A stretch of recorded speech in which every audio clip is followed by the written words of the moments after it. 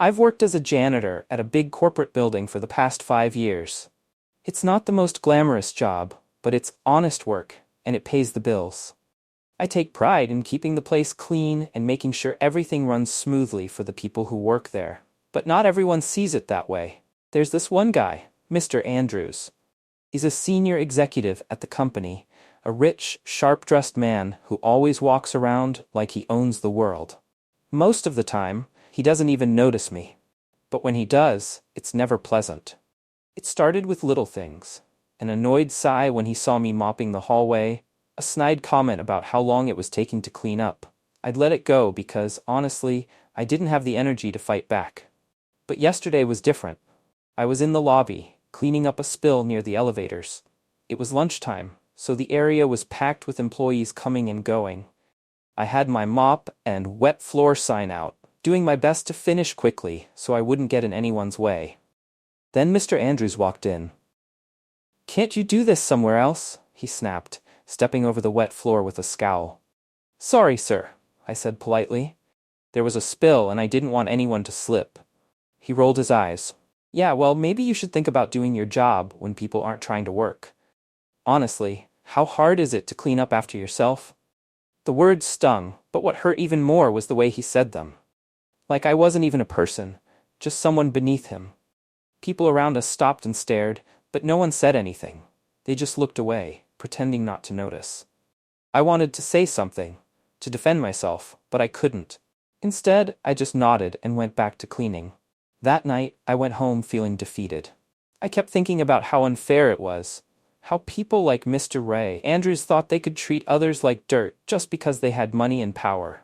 But little did he know, things were about to change. You see, what Mr. Andrews didn't know was that I wasn't just a janitor. A few months ago, I had started my own cleaning business on the side.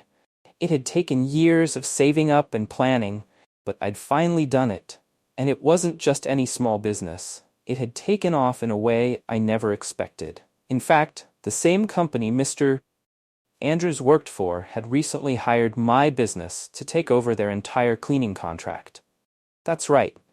I wasn't just the janitor anymore. I was the owner of the company that employed the janitors. The next day, I walked into the building like I always did. But this time, I wasn't there to mop floors. I was there to attend a meeting with the company's HR department and upper management to finalize our contract.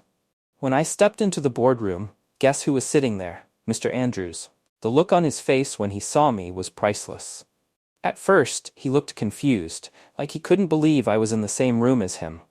Then, when the head of HR introduced me as the owner of the new cleaning company, his jaw practically hit the floor. "You?" he stammered, his face turning red. "You're the owner?" "That's right," I said calmly, keeping my voice steady even though my heart was racing. There was an awkward silence in the room as everyone stared at us. I could see the wheels turning in Mr. Andrews' head as he realized what was happening. After the meeting, the head of HR pulled me aside. Apparently, they had been reviewing complaints about Mr. Andrews for months. My experience with him was just the tip of the iceberg.